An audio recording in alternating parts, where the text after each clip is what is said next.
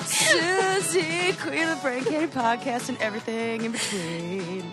Thank you, Sarah. Thank you for introducing me. You're Sarah's just looking like a beauty queen, so I figured I'd sing to you like one. You just like me more because I'm wearing overalls. That is so true. I can't even tell you. Like, we really are the same person now. Yep. I love it. I'm like, yep, they're my favorite. That's when, like, our meshing as human became complete. Yes. Like, Siamese situation. Yeah, anyway, episode 321 already. Whoa. Welcome. Oh man, Sarah good to has be here. really created a high bar for today. I know. I should have just lowbarred it and said I got nothing. It's not that great. Instead, Whatevs. she claims. Oh man. She has the best stories in the history of Brain Candy Podcast. Well, okay. See, now you've got to set me up for failure.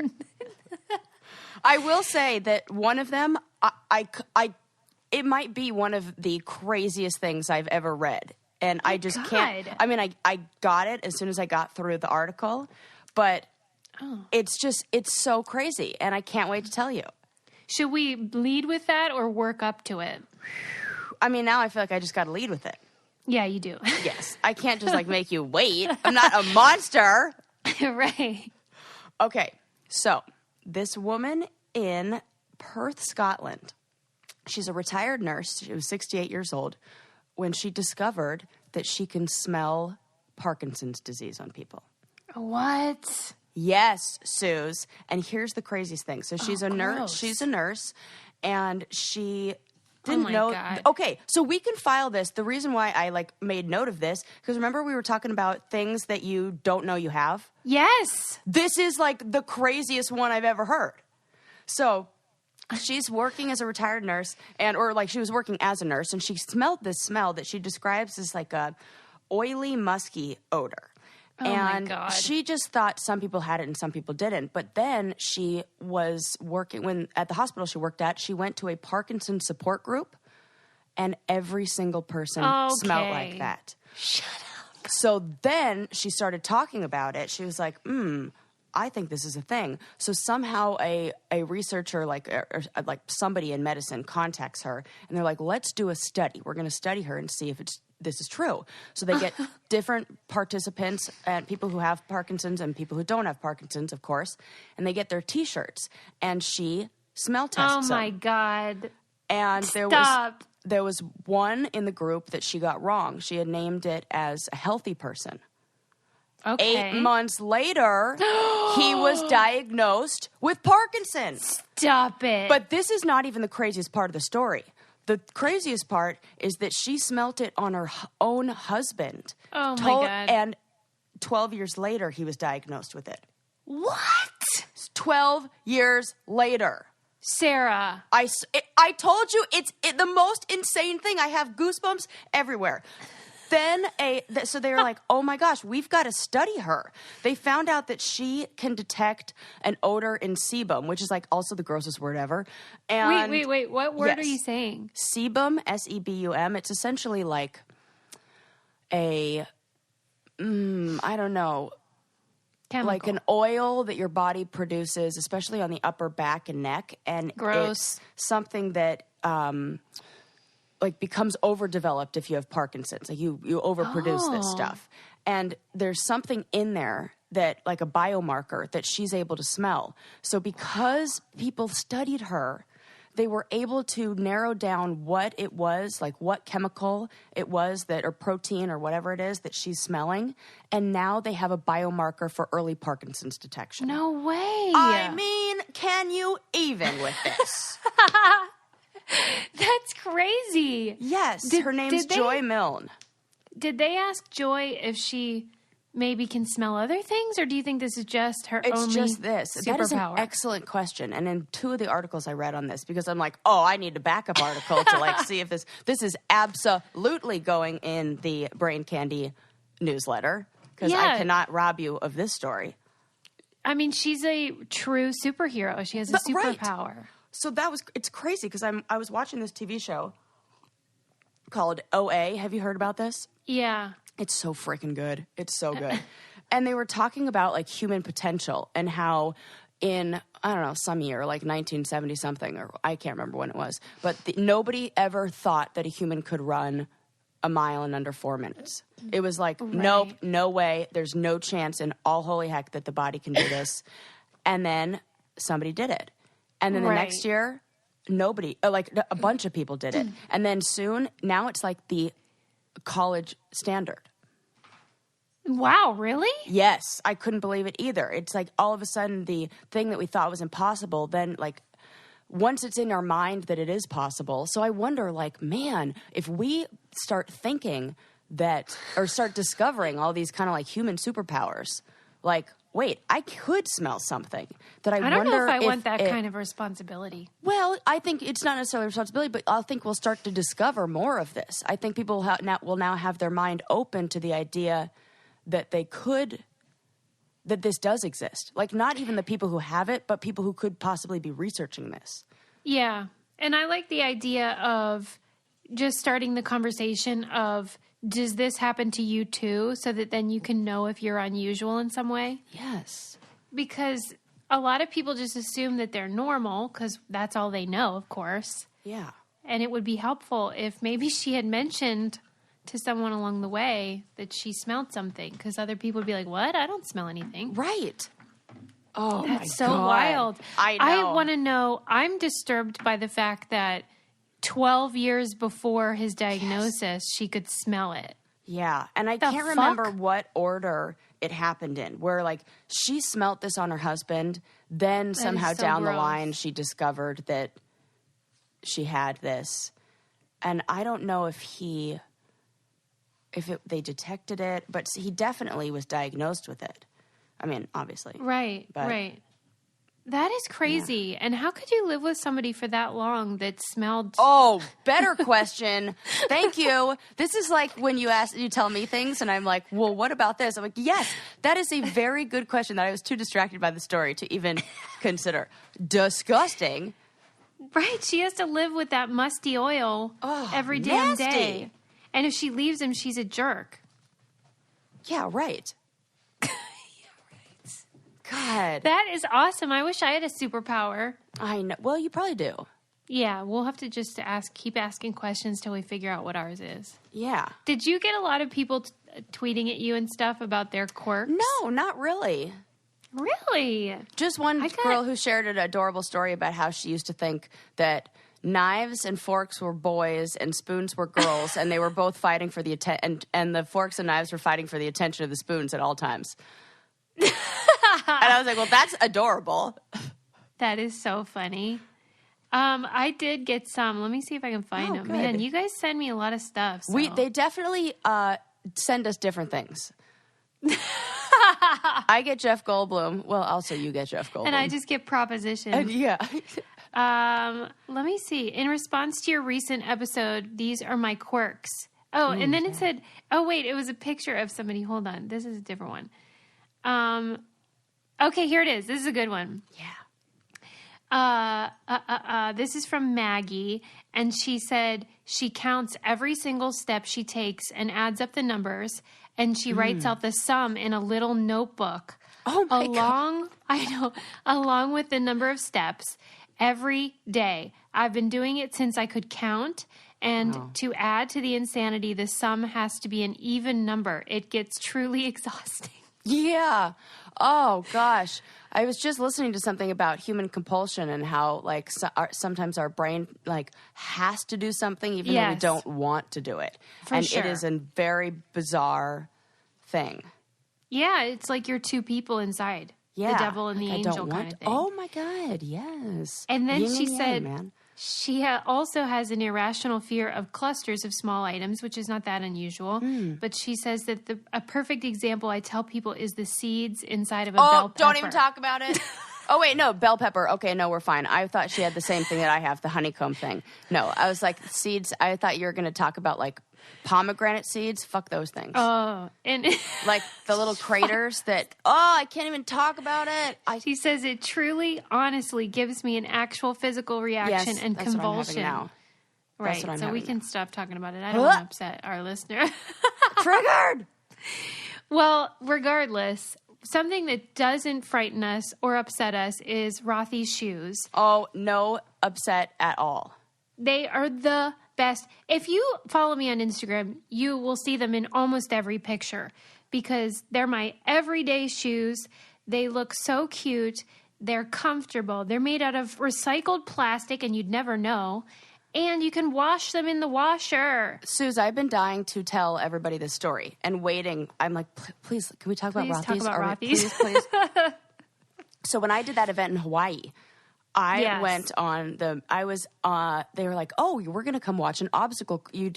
People do an obstacle course. Oh, boy. I was thinking this was indoors, but, whatevs. I wore my Rothy shoes, looked adorable, and turns out it's outside in the mud in this military obstacle course. Who would have thought? And Right. and people keep asking me and I'm like, oh, no worries. These things are made out of plastic. They're totally durable. They'll be able to stay in the water. I'm fine. Everybody was like, are your shoes okay? Are you sure you're going to be okay out here? I mean, these guys are in military combat boots. I literally climbed a military rope hanging on a military obstacle course. I keep saying that, in my Rothy shoes. Did she mention it's a military obstacle course? Did I mention? Then I go back to the hotel, and I just soak them in the bathtub because I don't have a washing machine. Put them out on the patio to dry. Sparkly new. That is so fun. And and then I washed them when I got home. They look brand new. You would have never known. And I was like, don't worry, people. They're Rothys. They're fine. See, this is what I'm trying to tell you. Need we say more? Check out all the amazing styles available right now at rothys.com/braincandy. Go to rothys.com, rothys.com/braincandy to get your new favorite flats, comfort, style, and sustainability. These are the shoes you've been waiting for. Head to rothys.com/braincandy today. Wow, you really sold those babies. Well, I mean, they sell themselves. What can I say? That's true. Well, that was a good story. You really did set us up for a good episode. Yes. Did you see last week when I got into a kerfuffle on Instagram with that guy who made a joke about my boobs? No. Okay. Dang. You spend a couple days studying and you just miss everything. Okay, so I posted a picture on Instagram of me with my son Lincoln, and I'm wearing a white V-neck that's form-fitting, and somebody wrote, let me see if I can find it, because then it turned into a whole scene. Oh, I love a scene. Okay, so he when wrote... I'm not involved, let me clarify. All right. He wrote, what you gonna do with all dem breast inside that shirt?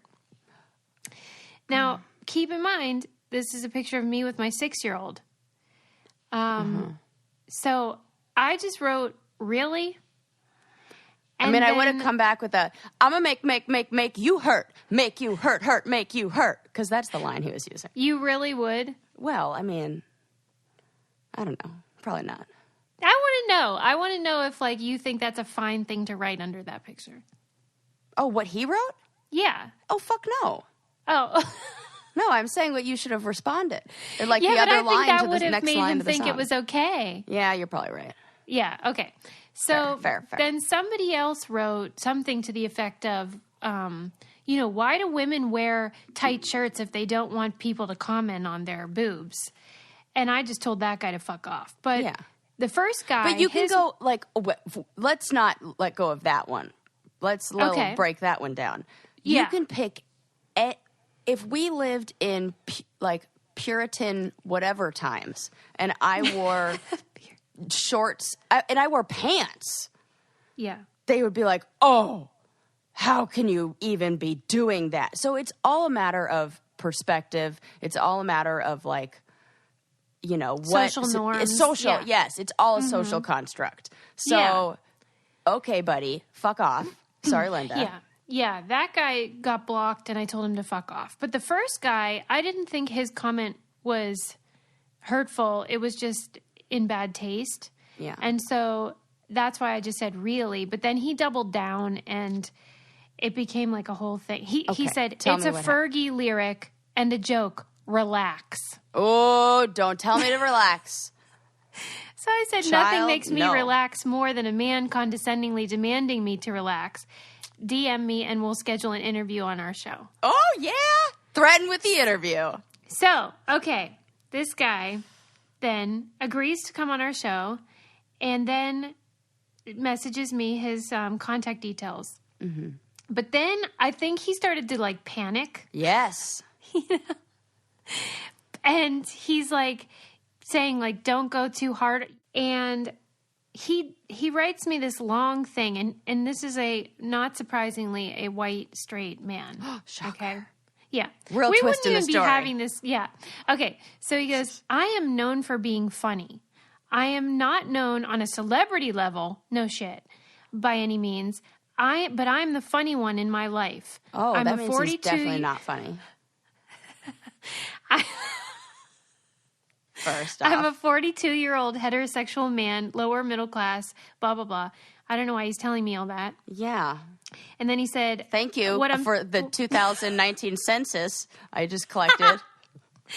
He says, what I'm trying to say is sometimes when you're the funny one, you say stupid stuff. So now he's mansplaining to me how this joke came to be and why it's not a problem. Blah, blah, blah. He goes on and on. Then it's all set up. We have a time and everything. And then he starts saying he wants an itinerary of what we're going to be talking about. Oh, an itinerary. So he can prep his jokes. And then... I think that may have even been better. Then he starts producing the show. He says, I was thinking we could first get the comment in poor taste on your IG post out of the way, so to speak. I'll discuss, male commenting on the internet. And then I was hoping to talk about the challenge. Current, past, favorites. You're both vets, blah, blah, blah. Then, P.S., I'm an experienced musician and could, if requested, perform live for the podcast. I have a band. Are we sure he's of sound mind? No, I'm not. And then he said I'd have to let him know if I want him to perform, though, because he would be reluctant to perform without at least some backup. Without some backup? Sarah. What is happening? Sarah, I don't know. What universe? Is this where the world all white men live in?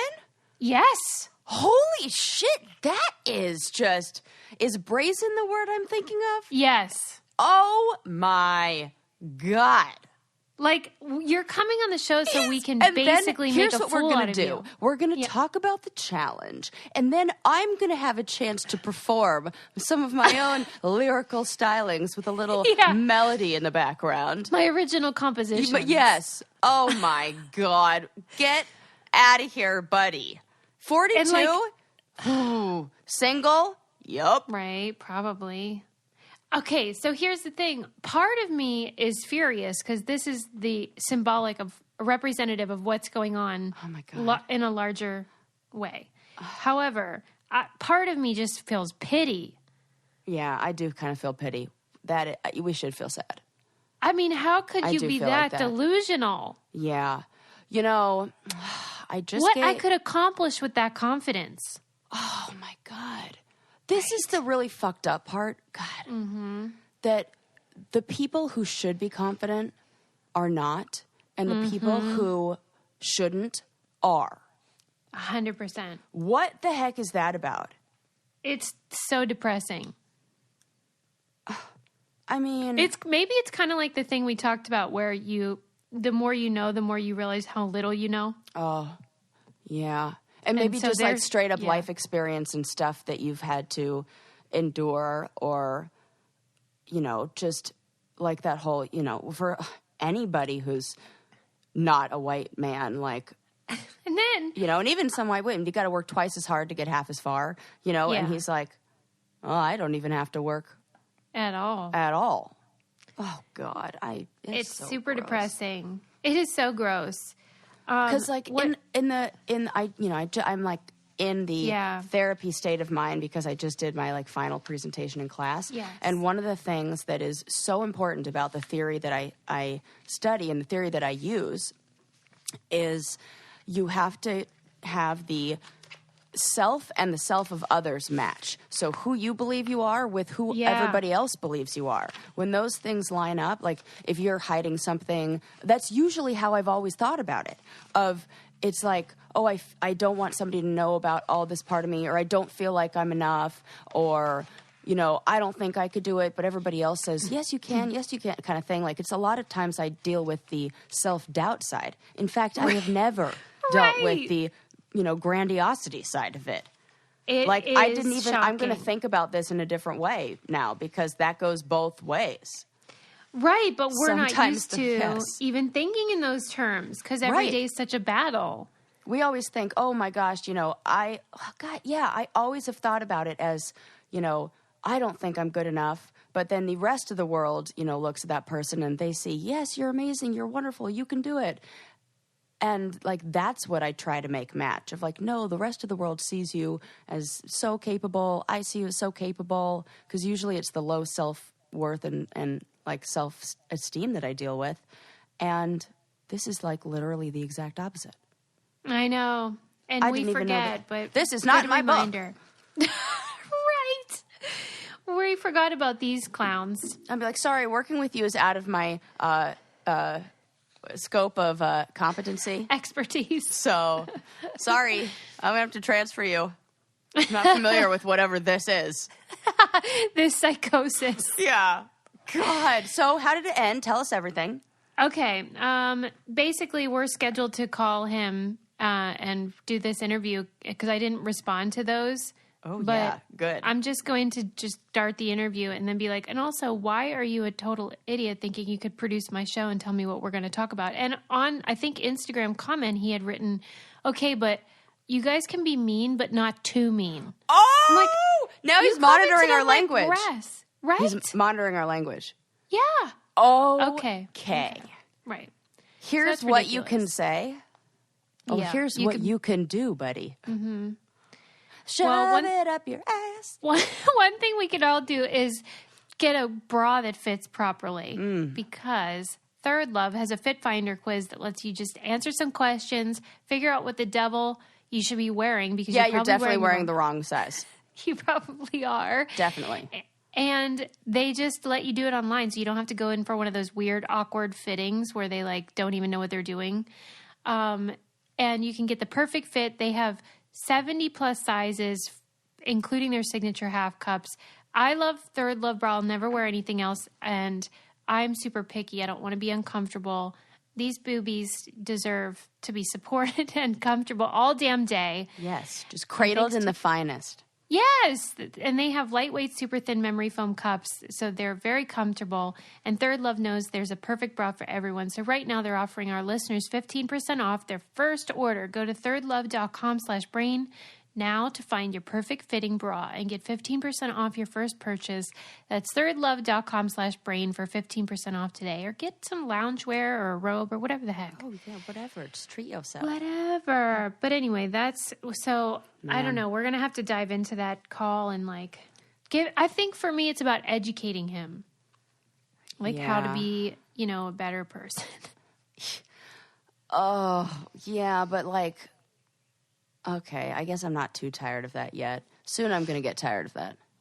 I mean, the other guy, it feels like it's already like, I mean, this is exactly why, you know, I feel like it's so important to say, like, it's not anybody, like a person of color's job to teach us how to be totally diverse, like aware of diversity issues. Like, go out and learn on your own and then be like, am I, you know, kind of like, am I doing this right sort of thing. But this is like, I understand this is like what that is. Well, maybe we could inspire him to do the work. Okay. At least. There. Yes. There you go. I'm just like, now I got to teach you fucking A. Sarah, I need to hear how your final presentation was. Oh, Suze, thanks so much for asking. It was fantastic, and I only cried once. Aww. But they were tears of joy. Were you like crying happiness. At the end, or no? In the middle. Because that's what I do. Because so as we go through, I do. As we go through, like I'm so attached to this information. So it's a case presentation on a client we have, and then it's woven into our theory of change, so our theoretical orientation. So we're talking about how change happens, what the stance of the therapist is, what the foundations of the model are, and mine's all about just seeing and recognizing the human spirit, and that within everybody is the power to be what you want to be, to do what you want to do, to overcome whatever is kind of thrown your way. And the problem is not the problem; it's how we react to the problem, and it's our response to the problem that we are fully in control of. And I just was like talking about how much I believe that power exists inside all of us, and I've seen so many people overcome so many things and just resilience, and I just cried. Just here, like I just think the human spirit is so beautiful and blah blah blah. So wow, and I was like, what? Everybody has that thing. If you love making peanut butter and jelly sandwiches, then gosh darn it, let's make you the best peanut butter and jelly sandwich maker ever, and let's nurture that love. So and everybody just has to find whatever that thing is, and it really is in all of us. Huh. I did not expect someone to complete a master's program in your field and come out with a stronger sense of the human spirit. Right. Oh, no, but I really do. I do believe that. So it was really great. And, I kind of made it my own. The model I use is called the Satir growth model, and it's based on this wonderful woman who's the most badass female in therapy. She was the only woman just hold it down with all these guys, and one of the only women, and her name is Virginia Satir, and she used a lot of metaphors, and she used a lot of visual and physical models of stuff. And so she had this self-esteem toolkit where she had all these metaphors, but actual objects for them, like a wisdom jar that, had the deepest understandings of your potential inside of it, and, a compass that helps guide your way, and you would hold it and things like that. And so I made my own little self-esteem toolkit with this vintage train case, little trunk that my aunt, just last week, she's cleaning out her house, and she's like, hey, I'm going to get, I want to give this to you. And it's probably from 1950 something with her initials on it. It's so beautiful, and it was the perfect size. And I just felt oh my gosh, this is the people who supported me, giving me this item that I'm going to use in there. And I used things like the compass that I used for my, put in my toolbox was the compass that we used to find the location of the buried shovel or whatever it was on the challenge in Namibia, Africa. Wow. So I have things from my travels along the way, and so it's just fun. I felt I made it my own. Long story short, nailed it. Oh, congratulations. Thanks, Suze. My I'm really gosh. excited. Yeah. What an accomplishment. I'm super excited. To anybody that's ever made a goal for yourself, whether it's big or small, and then you reach it, what a feeling, huh? Oh, yeah. But, Suze, did you have anxiety towards coming up to the end, or were you just I'm ready, I'm done? Did you have this feeling of what next? What was it like for you to finish? I did not have anxiety. I was really ready to be done, but I can understand how that would happen, where you might feel because it's so, you're so enveloped in it for so long, and it's your identity. Yeah. And I always say it's like Narnia, because you're in this world all alone, and the rest of the world keeps on ticking, and you've been in, stagnation. Yeah. So now I can understand why you would be now what? Who am I now? Yeah, totally. And then did you just go straight through, or did you ever take a break in your schooling? You took no break. No break. No, okay. No break. Okay. See, that was the part that I was thinking, is it hard to go from being in that world where really your identity as a student to now something else? And how did you even manage that transition?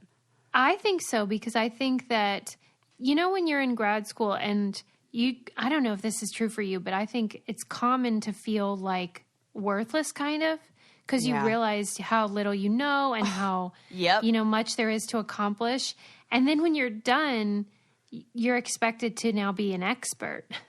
Yeah. So that's a weird thing where you go from a total loser to then people thinking you're an authority. Oof.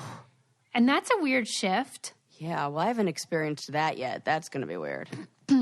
Because you still feel like you're in it for now, and then when you get out, maybe you'll feel that. Yeah. When I start, with my first client, when I'm not. Oh, do you have imposter syndrome? Oh, maybe a little. Oh, that's cute. I mean, it is, because it's like the opposite of white males. Oh my God! See, this is it. I'm like, what if I can't? That guy that wrote to me, he thinks he's an expert, and he doesn't even. Meanwhile, I've been in front face-to-face sessions over 500 hours already. Wow. Yeah. So come on. I know you're good. Don't worry. I'm good. You're fine. I'm fine. But I can understand that feeling. I think a lot of people can relate to that. Anytime you finish a chapter of your life, I think there's a little bit of fear there. Yeah, it's like, what next?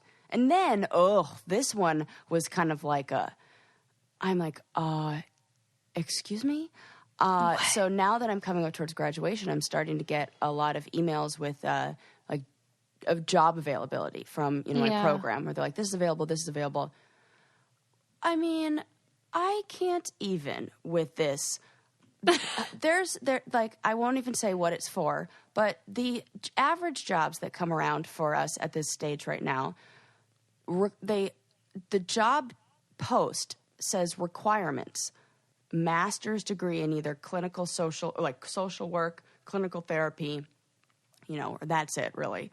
Yeah. Must have over a year of experience with supervised da-da-da-da-da.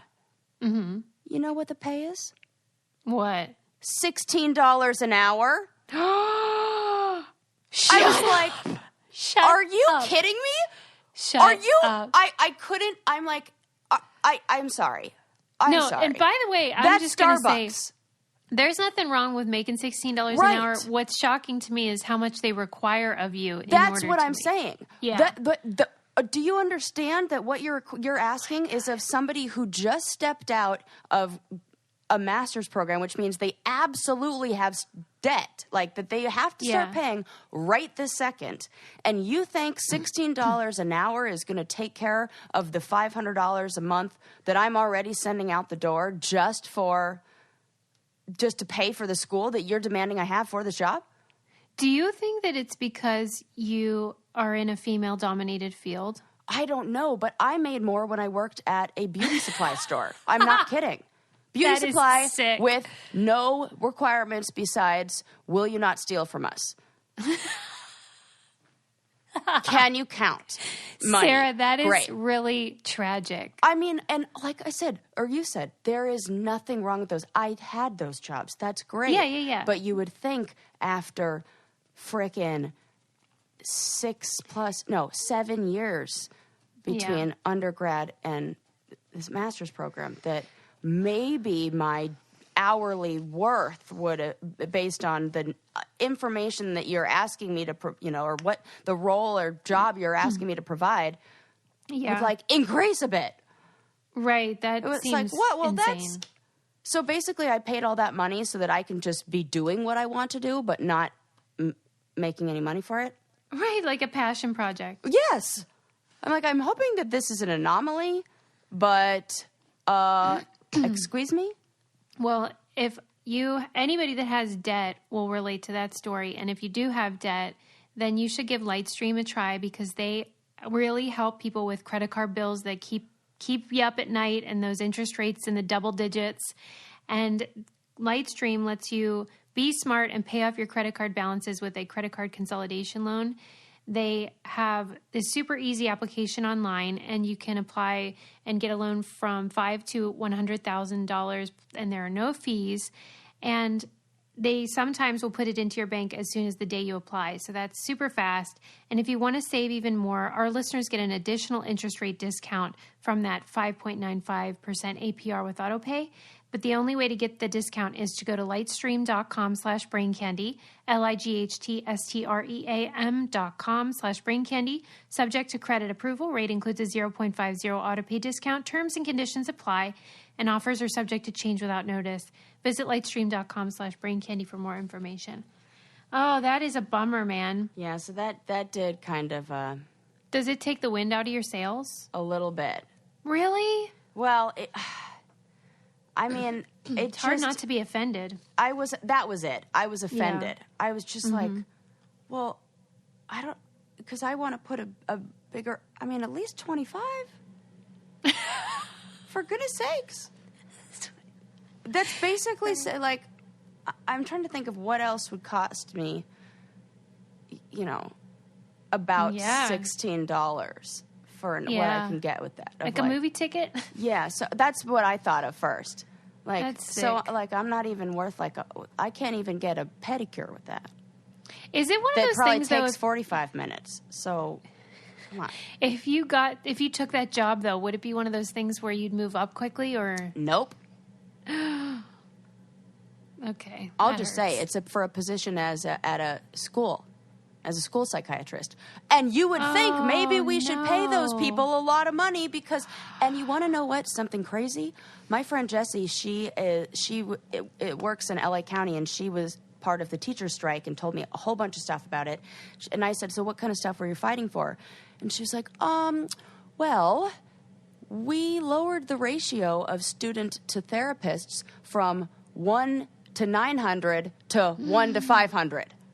Whoa. So this an average school therapist is responsible for 500 students and teaching, you know, like school faculty. 500. Wow.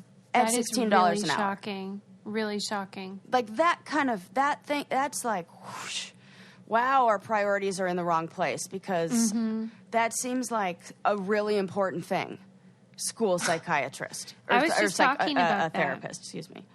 I was talking about, you know, I'm my worked up. research with criminals. Yeah. And some people will say, well, you shouldn't glorify them or give them any attention. But for me, it's about prevention and what we can learn from their lives and why they went down the wrong path. And for me, one of the biggest things is about early intervention in schools because they're usually the first to see the red flags. Yes. And wouldn't it be nice if the person was, you know, well trained and knew how to recognize those red flags? I mean, and we can intervene Yeah. and hopefully prevent some sort of violence or incarceration or whatever. And it's a shame that that's where we cut corners. I just looked at 3 other postings, and they're all at schools. $16, $17, and $17 an hour. That's really, really disturbing to me. Right. That does take that. Yeah, that makes me feel like it makes me feel sad for a lot of things. Yeah. Wow. Well, my goodness. I mean, you guys do the Lord's work. What can I say? Landon Maybe was we'll like, be "I'll rewarded in make the the next money, life." you make the karma." That's what he always says. He's like, "Don't worry, it's fine. I'll just, you know, do the soul sucking work, and you refill the tank." Yeah. I mean, there is you know. something to that, but it's depressing. Totally depressing, and I don't like it because this is I mean, I just, because I'm in this field, obviously, but I just value mental health and the role that a therapist can play in somebody's life. Like, I don't know, so much. Yeah. And to be like, oh, you're, you know, here you go. Yeah. $16. Don't get any ideas about Don't spend it all in one compensation. place. Yeah, right. Like, Well, okay. regardless, I know all the Brainiacs are very proud of you. Oh, and you guys were so supportive. that must feel really good. Yes, it was so sweet. And oh my gosh, my friend from school sent me the funniest thing. She said, I have to pull it up. It's real funny. She said, she just like took a screenshot of this post, and it says, "In academia, we don't say I love you. We say, I found an article that made me think of you. And I think that's beautiful." I was like, it's totally true. That's exactly how I say I love you. I mean, I got this intervention for you. right? We are constantly sending each other articles too. If we didn't have this show, it'd just be that's all we would communicate via text. And I was up real late last night because I went on like sucked down a wormhole of these videos, and you know, I was watching Vsauce, you know, that channel on YouTube. Are you familiar with that? I don't think I am. Oh my gosh, it's like the explanation of everything, and it makes your brain melt because it's like so much crazy information, like brain melting. Like, but I love it all. But what was I talking about? Now that my brain is melting about staying up really late. Oh, yes. And the only reason I didn't flood your inbox is that it was like 2:30 in the morning. Maybe 3. Maybe 3:30. What did you learn? Oh, my gosh. Where do I even start? What? So one of the things that's really interesting that I thought you would really like, and I have to go through the video again because they go so fast that I have to take note. I would have to take notes and then like research it afterwards to really be able to speak on it, in a articulate way. But you know how we always talk about why people are like have this like morbid curiosity? Yes. He said there's a whole bunch of different reasons for that. And the easiest way to remember it is because we all scream, which is an acronym, SCREAM, for it's because it helps us feel strong, catharsis. It tests our reality, our exploration, acceptance, and meaning. What? And you break down all of those, and he gives like the scientific, like the studies behind each of those of why we're attracted to this. It gives life a sense of meaning because when we see somebody else's mortality, it reminds us that, you know, there is an end. There is an end, and it gives life a sense of meaning. There's acceptance because when it's all, he compared it almost to like a joke. How a joke is essentially unspoken. Understanding that both of you know the same information. Right, okay. Like, so a joke's only funny if both people understand why it's funny. They have the same knowledge base. So that, like somebody else, like morbid curiosity is okay because kind of we're all like that. And it makes us feel like accepted of like, oh, everybody else likes this. And then we almost like test it, like with other people. And it's an exploration of like seeking, and how humans have this natural, and all animals have this drive in us to be curious and to seek out things, and it gives us dopamine when we do that. So we become really like, not really addicted, but like our brain loves like going out and being curious and seeking new things, and this is a form of that.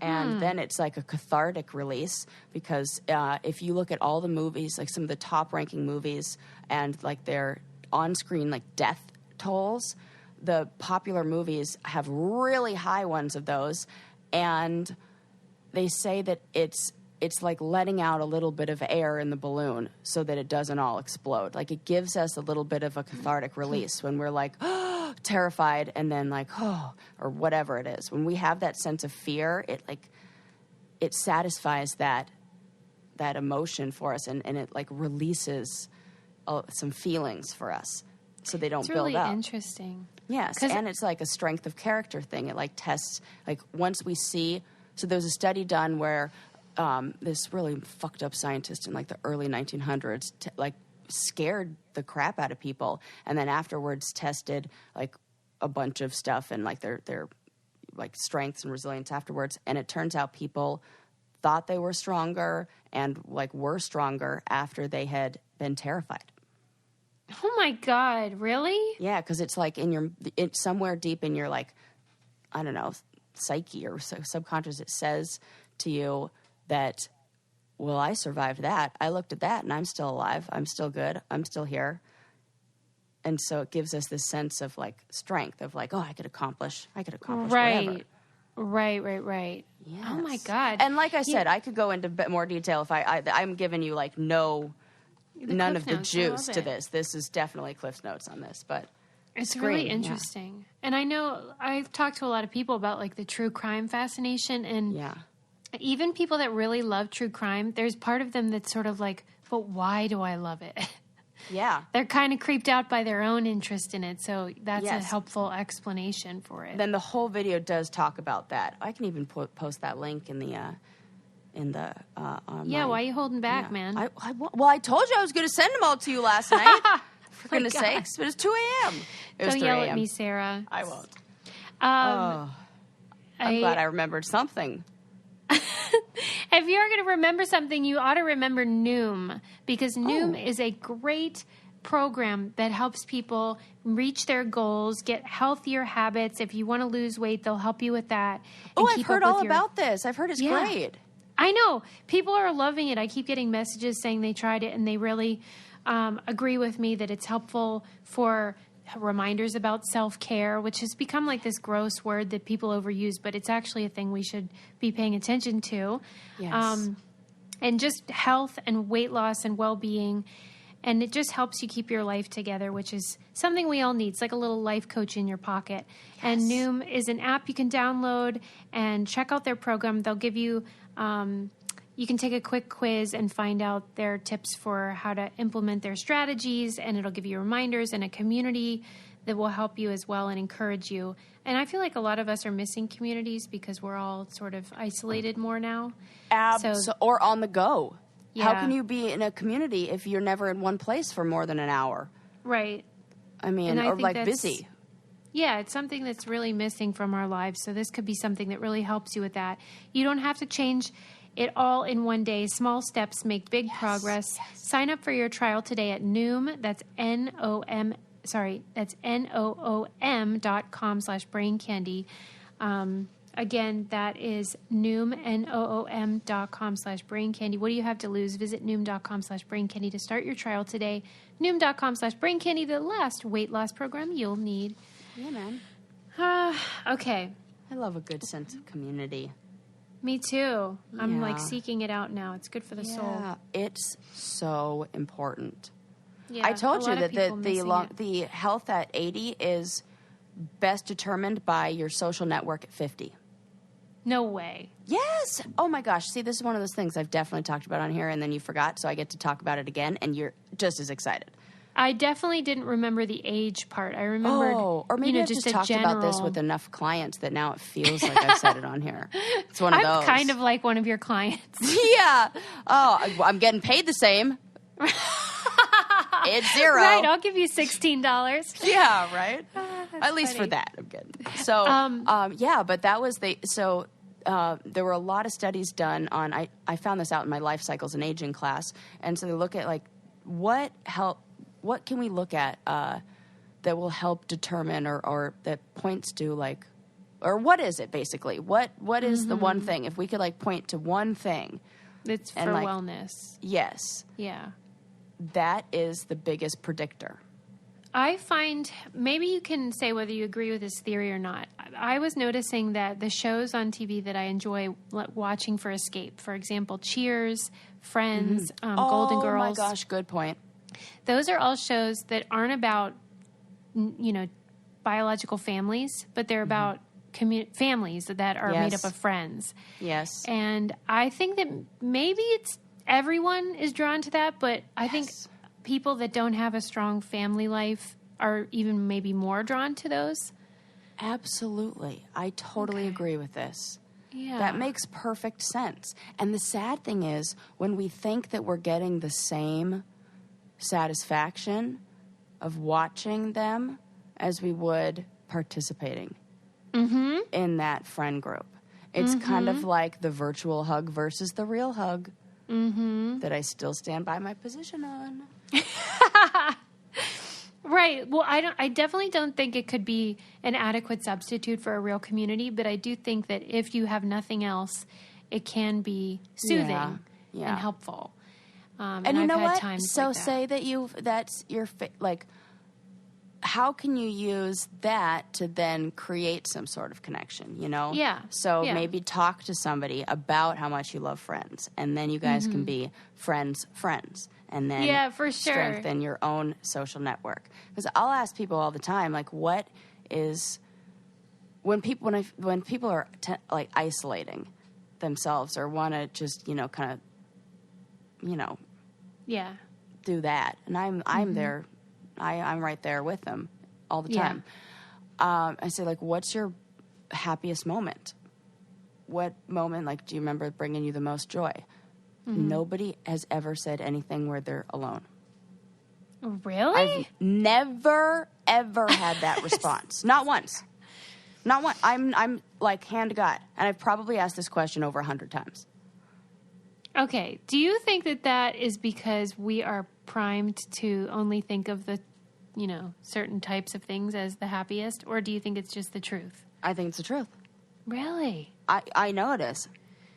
Because I would have thought some introverts genuinely would have felt blissful in moments of alone time. You can feel blissful, but it's kind of like you can't tickle yourself. I feel like that. It's you like have the you best can't. metaphors. You can't. Yeah, see, I started with my metaphors, like why metaphors are important, and there you go. So I really think that there are certain, or like you can scratch your own arm, even. Like rub your own arm. And yes, it does feel good to do that in like a nurturing way. But how good does it feel when somebody else does that? There is an undeniable power to human connection. And the simplest way to understand it is what happens when we don't have it. That those babies who like were born in where was it? I mean, probably happened all over the place, but basically like put in isolation and didn't have any like human contact when they're, like orphanages way back when, will die. And not just like, you can give them their basic needs. It's the monkey. It's the wire monkey, Harlow study. Yeah. And the monkey will choose the cloth, wire monkey wrapped in cloth over the wire monkey with no cloth and food. Right. Until he is so, until he can't survive.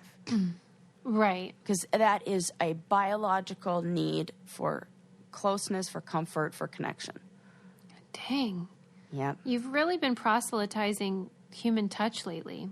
Oh, yeah, it is important. It is. I was thinking about that last night when I was snuggling Lincoln. I'm like, this counts as one of my hugs that Sarah says I need. That's right. 4, 8, 12. That's what we need. 4 for survival, 8 for I started counting. I was like, did maintenance I get 12? Oh, that's I so got cute. 12. No, it's helpful. And you know what's great? All the girls at my clinic do it to me too. They like give me a hug and they'll be like, "What's the number for the day? Does that adds to the list?" Do you actually track it? No, I don't at all. Okay, but okay. everybody just knows that I like eat, sleep, and breathe this theory, and so they're always like, Can we count hugs with pets? "Oh, I think so." Okay. I think so too. They can't be a replacement because there's something about getting that feedback. Yeah. And, but they're so wonderful. And, we know this because when you pet a dog, it releases oxytocin in your brain.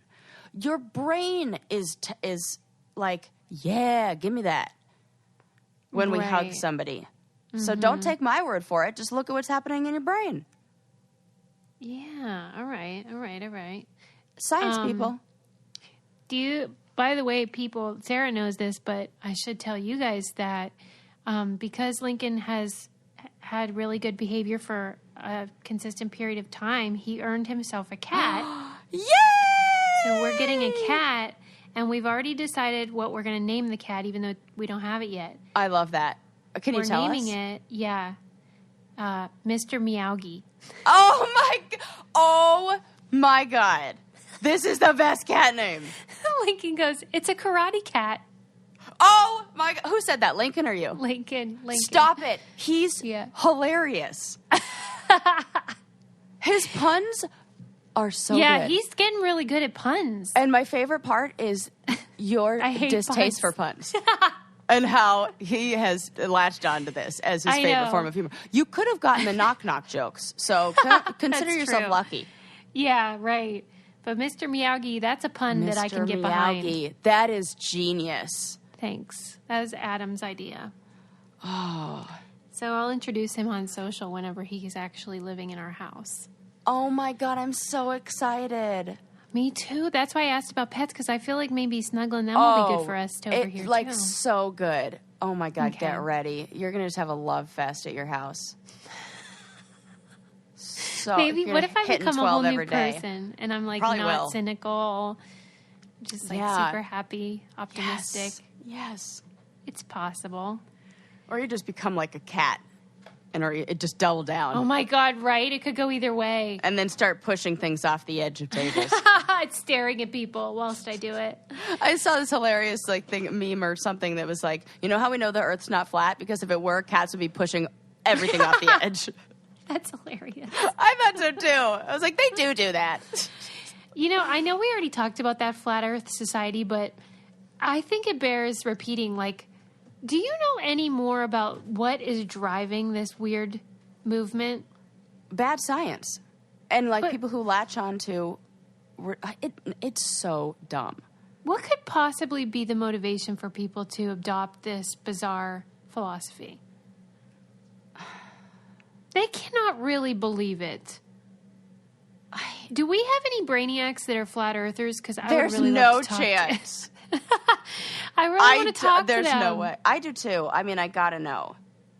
Maybe Did we you should see put there out was a a thing. there was a picture, whether it was on Instagram or Twitter, I don't know, of this girl. She's probably in college. She's laying on a beach, and she says some comment about flat Earth. Yeah. What was going on with that? So she's a conservative, I don't know what you'd call her. She's just viral. Yeah. They call her the Kent State gun girl because she open carries a gun all the time and takes pictures with it, trying to be sexy. She's a white girl and she could do that. Uh-huh. Yeah. Check your privilege. Yeah, she now is promoting this flat Earth ideology, and I quote tweeted it and it was like, "Can someone get this person a library card?" Yes. It drives me crazy. Well, and it's so funny you say this because this is what started my deep dive last night. Into Why? everything, because when I was on, I don't know, I was on Instagram or something, a Vsauce video, that video channel I was talking about. There was a video saying, "Is flat Earth possible? Is a flat Earth possible?" or something like that. So I wasn't sure. I was like, wait a sec. Are they going to give me some weird science that tells me why people should believe this? So of course I was fascinated and I click it. And then of course it explains all the science behind why that's not possible. For example, every single object over a certain size in space is round. You know why? Course. Because with gravity, if it were flat, it would collapse in on itself. And it naturally forms a ball. Yeah, but see, facts are not Right. strong And suit. they go through so many. There's a million facts why. So then I saw this video and then I had to click on every single one in the bottom below. And then I ended up hours later and I've watched 20 of these 13-minute videos. So full circle, I feel man. Whenever I hear about the flat Earth thing, it just makes me feel like I normally feel when I speak to my mom, because she's not a flat earther, but she might as well be, because pretty much everything she believes is wrong. And I'm always exhausted when I'm done talking to her because I get so tired of explaining basic stuff that we all just accept as true. Because whatever, that's her thing. She's just the opposite. And so it can feel like, I don't know what's the word. Just exhausting. That's all. Everyone can relate. Anyone that talks to their mom. Yeah, and it's really the opposite of what you and I have, where we have this curiosity and this desire to learn more. Yeah. They're totally okay, with not. Yep, they're good. They're tapped They're out good. on information. Really not even in the quest for it. And that is the thing I don't understand.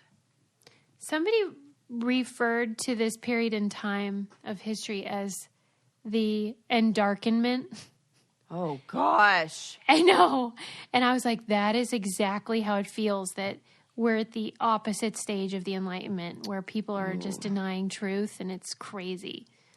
Oh, and then I think maybe, there's this desire to kind of, if it's moving forward, if ideas or whatever are moving forward too fast, then maybe there's this natural incline to push back, like a pendulum, something like that, where usually it goes really far in one direction And then it's like, whoa, whoa, whoa, whoa, whoa. And then it goes really far in the other direction. The feminist movement kind of flows like that. For sure. And I think maybe, it's scary to think that science would be the same when it's so fact-based. I mean, that's the whole nature of it. It's science because of that. Remember when you cried because you love the human spirit and then I convinced you that humans are the worst during an episode? But inside of them is the potential. I just have to find it. All right. On that note, let's wrap this party up. All right. It's always a pleasure, Sarah. Oh, always. And all you too, Brainiacs. With you too, Brainiacs. Leave us a 5-star review, subscribe, do all that stuff that we love. We love you guys. Yay, bye. Bye.